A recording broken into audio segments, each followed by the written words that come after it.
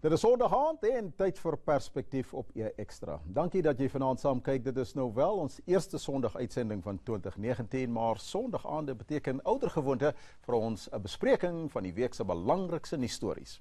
Die nuusredakteur van Nuusdag om 8 en Nuusdag Perspektief, Jean Boysen, is vanaand my gas. Goeienaand Jean en welkom. Goeienaand Elvis, dankie. Kom ons begin by die koerante en ons kyk hierso na die Sunday Times. Cyril neutralizes Zuma kabal. Nou dit lyk na 'n groot kabal wat daaroor gepraat word en dit praat natuurlik ook van die KwaZulu-Natal, die loodsing van die verkiesingsmanifesto van die ANC daarso. Maar as ons praat van daai kabal, wat praat hulle eintlik van? Cyril Ramaphosa sit met 'n baie unieke probleem op die oomblik. Hy is supposed om te unify die party, maar dan sit jy met elemente soos Jacob Zuma. Die afgelope week of die naweek het ons gesien met die launch van die verkiesingsmanifesto, is waar hulle die hele week vir president Jacob Zuma onder die vlerk hou. Want as hulle nie vir hom onder die vlerk hou nie, dan gaan hulle sit met probleme. Ek meen so 2 weke gelede het die ou begin met Twitter. Ja. En jy kon sien die manier wat Zuma beweeg. Maar daar is baie mense wat feed of Zuma. So daar is baie belangegroepe wat moet eet of wat wil nog steeds eet. Ja. Dis hoekom jy die president Ramaphosa praat van 'n new dawn, maar by die einde van die dag is daar mense wat nie eintlik inkoop in die new dawn nie. Hulle soek 'n ander leier, hulle soek die vorige leier. Die naweek kon jy self gesien het by die Moses Mabhida stadium, waar Jacob verskyn op die groot skerm. Dan skree almal. So president Ramaphosa sit met 'n verskriklike probleem, because hy moet nie net buitekant veg nie, hy moet ook binne veg. Hulle praat van 'n groot kopseer hierdie Jacob Zuma, maar daar was ook ander geleenthede gereël vir die voormalige president Zuma om te praat by ander plekke. Nou is dit 'n gewone praktyk dat ander geleenthede gereël word voor die Januarie 8 loodsing van die manifesto? Alwas jy moet verstaan, slate politics, ons na Nasrek was daar baie ontevrede mense, because die uitkoms of die results is nie wat hulle verwag het nie. So nou is daar 'n pushback, because mense glo dat die ANC doen nie wat hy veronderstel om te doen nie. Ja. Die ANC is te stadig. Die ANC is te stadig met grondhervorming, die ander is te stadig met om white monopoly capital te change in die land. So daar's mense wat glo dat hulle kan beter doen. En Zuma was die regte ou om die goed te doen. Jy weet. So president Ramaphosa, ek dink hy sit met baie probleme, maar ook hy het verskriklik goed gedoen in die laaste tyd, in terme van, hulle sê die optics van politics. Die optics is wat die oog sien. Het beteken nie natuurlik wat agter gebeur is so wonderlik soos wat voor die TV's gebeur het. Maar kom ons praat eers oor die manifesto. Ons gaan terugkom om te gesels oor Zuma en ook die ander partye wat natuurlik gestig is daaruit. Maar die ANC se manifesto wat nou geloods is, die president praat van baie werkgeleenthede, 1.3 miljoen werkgeleenthede wat geskep moet word, en hy praat ook oor 'n ander paar goed wat die ekonomie moet gestabiliseer word, investering in die land en so aan. Wat dink jy van die manifesto? Die voordeel van president Ramaphosa om die stellings te maak is dat hulle is die regerende party. Eendag iemand anders kom en vir jou belofte maak oor werk, oor dit. Hy praat maar met die hoop om te regeer. Kyk, goed soos werkskeping, ons moet verstaan, Suid-Afrika sit met 'n baie dinamiese en 'n komplekse probleem in terme van ons landskap. Ons wat soos mense sê, daar's politieke vryheid, maar daar's nog nie ekonomiese vryheid nie. So wat die president moet doen is basies om in te koop. Privaat sektor moet hy nader trek. Jy onthou met die president se summit, se ekonomiese beraad.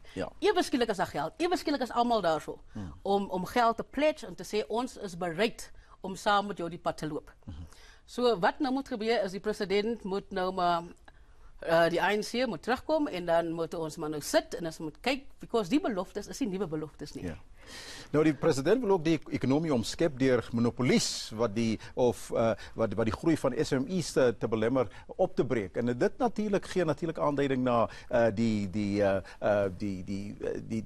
die skandale van die Zuma era wat natuurlik oorgestap het in die Cyril Ramaphosa era, en dit lyk my dit word aangespreek. Ek dink dit is 'n goeie idee dat jy monopolie opbreek in die land, want dit gee kleiner rolspelers kans om in te kom in 'n bedryf in. As jy vat byvoorbeeld die media as een strook van waar daar 'n konsentrasie is van titels binne in een organisasie of binne in een maatskappy. Dan dink ek is 'n goeie idee because die president het ook gesê dat klein sake besighede gaan 'n hupstoot kry in terme van die regering se procurement proses. So ek dink daar's goeie goed wat gesê word. Die ANC se probleem was nog altyd implementering. Kom ons gaan oor na die rapport toe. Hulle praat ook oor dieselfde storie want hulle sê president Zuma is agter hierdie ATM. Nou hierdie ATM is hierdie nuwe partye wat gestig is. Jimmy Manyi se ATM wat natuurlik gestig is en hy was nog geloods hierdie week. En dit was nog net na hy die African Transformation Movement, dis die party se naam.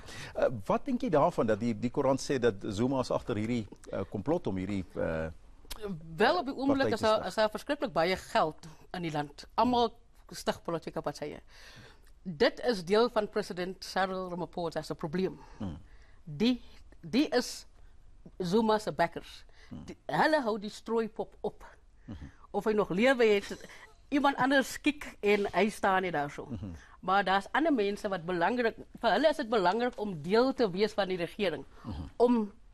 Om toegang te hê tot die resources, want sodra jy uitstap uit die regering het, dan het jy toegang tot niks. Tensy jy met jou, what they call enablers, in sekere strategiese posisies, kan mense nog iets kry, maar by oomblik is president Ramaphosa en sy war cabinet, sy mense wat kyk, is hulle besig om al die gaatjies toe te stop, van waar geld vandaan kan kom.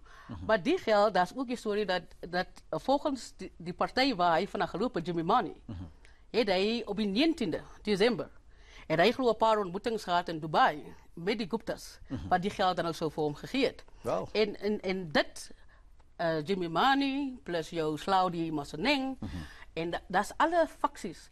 Maar je moet ook die facties, je moet zien wie is die facties en wie is een beheer van die facties, zodat jij kan, dan maak je die prentje oor hoe sterk president Zuma actually nog is. En hoe die terugvegpoging Elvis is nog lang nie verby nie. En die Toderati sê daar's 'n link tussen hierdie party en die Guptas want hulle sê daai naam ATM is Atul, Tony en Manyi. Jy sê Atul told me. Ja. Atul told me. Ja, en dan het natuurlik Claudine Motsoeneng wat natuurlik ook 'n wolk oor die partye het. Hy het ook 'n nuwe partytjie daarso. Gaan hierdie partye 'n verskil maak? Elvis, ek weet nie en ek glo amper nie. Jy moet ook verstaan die mense wat die partye stig. Ek meen Claudie is weg onder 'n wolk by die SAIK oor geld wat weg is en hy was 'n voorsanger vir president Zuma. Dieselfde met Jimmy Manyi. Ek dink dit is maar net terugvegpoging. So as die terugvegpoging dan ook kom, dan beteken dit indien dit slaag dat daar geen vervolgings gaan wees oor sekere mense nie.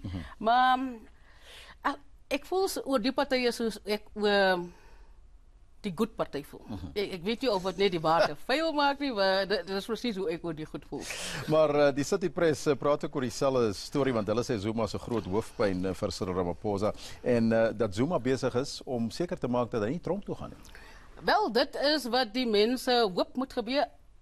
Ongelukkig vir hulle het ons stelsel in 'n regering wat werk op demokrasie. Ons sit met 'n onafhanklike regstelsel.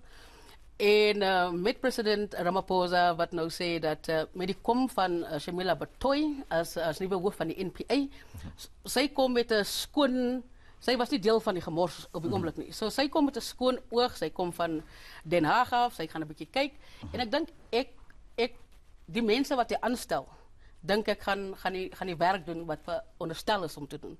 Daai hoofskrif daar sê Cyril's tough Zuma puzzle en dit is 'n puzzle vir hom want daar's 'n paar goed want Zuma daar's ook gesprekke in die ANC omdat hulle wil Zuma wil neutraliseer, maar wil hulle seker maak dat hy moet gehou word in 'n plek. En een van die goed wat hulle wil doen is om 'n elders wat s'ie dink se naam is elders council saam te stel met die oud president Thabo Mbeki en Motlanthe. Sal dit gebeur dink jy? Wel, president wat ek lees en verstaan, president Mbeki sê hy stel glad nie belang Zuma deel is van so iets nie. Want volgens president Mbeki is Zuma die rede waar ons sit. En hy glo nie dat Zuma se kaliber van mens of die kaliber van leier wat enige iets of iemand enigiets kan leer nie. Want as ons kyk na die Zuma legacy in terme van governance in Suid-Afrika, dink niemand ons wil enigiets van Zuma leer op die oomblik nie. Dan het ons die Sunday Independent, daar's 'n ma wat haar 4 kinders gif ingegee het en die kinders is dood. Elvis, en soos ek nou dag vir 'n vriendin van my gesê het, tipe goed soos die wat gebeur is 'n indictment op ons as society.